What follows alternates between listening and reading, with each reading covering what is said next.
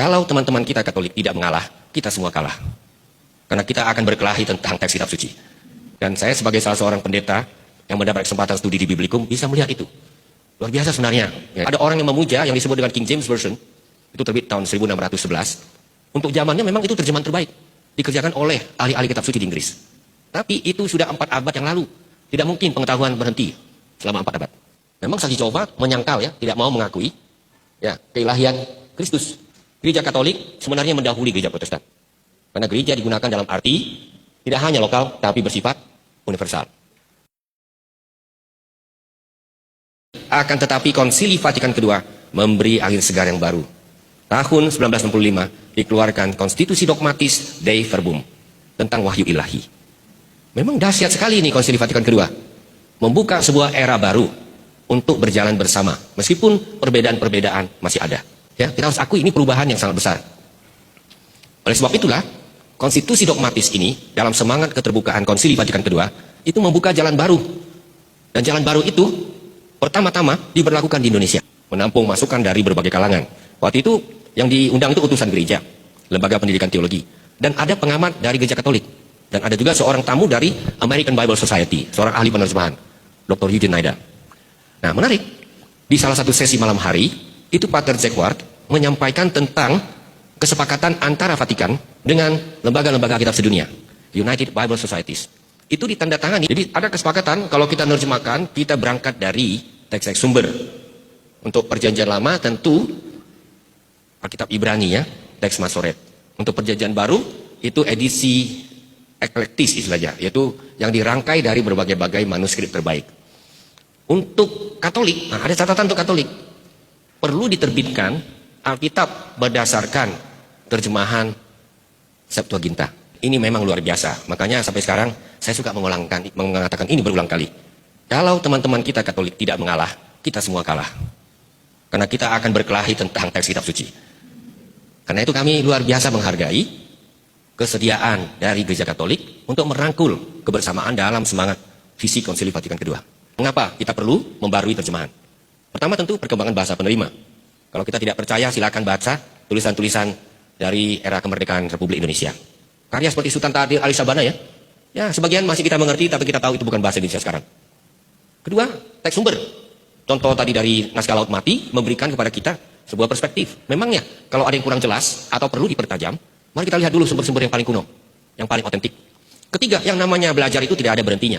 Maka eksegese, ilmu menggali makna teks kitab suci, itu terus berkembang. Jadi kalau ada orang yang memuja yang disebut dengan King James Version, itu terbit tahun 1611, untuk zamannya memang itu terjemahan terbaik. Dikerjakan oleh ahli-ahli kitab suci di Inggris.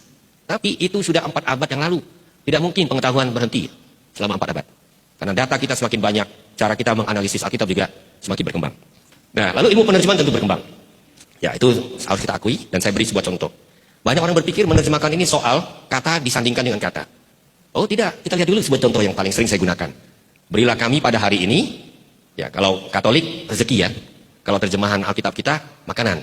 Padahal bahasa Yunaninya adalah artos, ton arton himon, ton epision dos semin severon. Itu artinya roti. Kalau kita berdoa Bapa kami pakai roti, bagaimana Ibu Bapak Saudara sekalian? Kita bisa coba ya. Berilah kami pada hari ini roti kami yang secukupnya. Sudah minta roti secukupnya lagi. Itulah itu contoh bahwa tidak bisa langsung dipindahkan makna leksikal. Perlu memperhatikan konteks. Karena di Palestina betul roti itu makanan pokok. Kalau di Malang, apa makanan pokok? Nasi. Tapi di Papua sagu. Nah, akhirnya dipilih deh makanan. Aduh, lumayan rupanya negosiasi ini ya. Tapi Katolik lebih luar biasa lagi. Nggak mau urusan makanan saja. Rezeki. Nah, Katolik minta nggak tanggung-tanggung. Kata daripada adalah contoh lain. Sekarang kata daripada itu hanya digunakan untuk perbandingan. Dan harus ditulis satu kata. Misalnya, hukumanku itu lebih besar daripada yang dapat kutanggung, kata Kain kepada Tuhan. Kalau bukan perbandingan, itu harus kita pilih. Contohnya doa Bapa kami. Lepaskanlah kami. Mana yang benar, daripada atau dari? Dari yang jahat. Kalau kepada umat Protestan selalu saya katakan itu, jangan khawatir, hilang 4 huruf Tuhan masih dengar. Tapi bisa timbul sebuah persoalan. Karena, ya kalau Ibu Bapak pernah dengar saksi-saksi Jehovah, ya, itu mengatakan, kalau begitu Kristus itu adalah ciptaan. Dia permulaan dari ciptaan. Wah ini repot ini. Memang saksi Jehovah menyangkal ya, tidak mau mengakui ya keilahian Kristus. Maka kami pelajari ulang bersama dengan tim. Arche juga banyak artinya. Bisa berarti asal mula, atau sumber. Karena jelas Kristus juga adalah sumber dari ciptaan ini. Nah, ini perlu ini karena sedikit perbedaan sangat signifikan dampaknya untuk pemahaman. Untuk pertama kalinya dalam TB2 ini mulai digunakan kata gereja. Sebelumnya setiap ada kata eklesia itu diterjemahkan jemaat. Memang pada umumnya ini tepat. Jemaat itu kan artinya gereja lokal ya maksudnya. Korintus itu kan gereja lokal.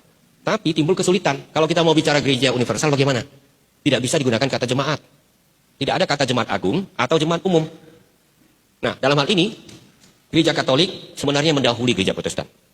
Karena gereja digunakan dalam arti tidak hanya lokal, tapi bersifat universal. Bahkan saya tahu kalau di gereja Katolik itu harus G-nya besar itu ya, huruf G-nya.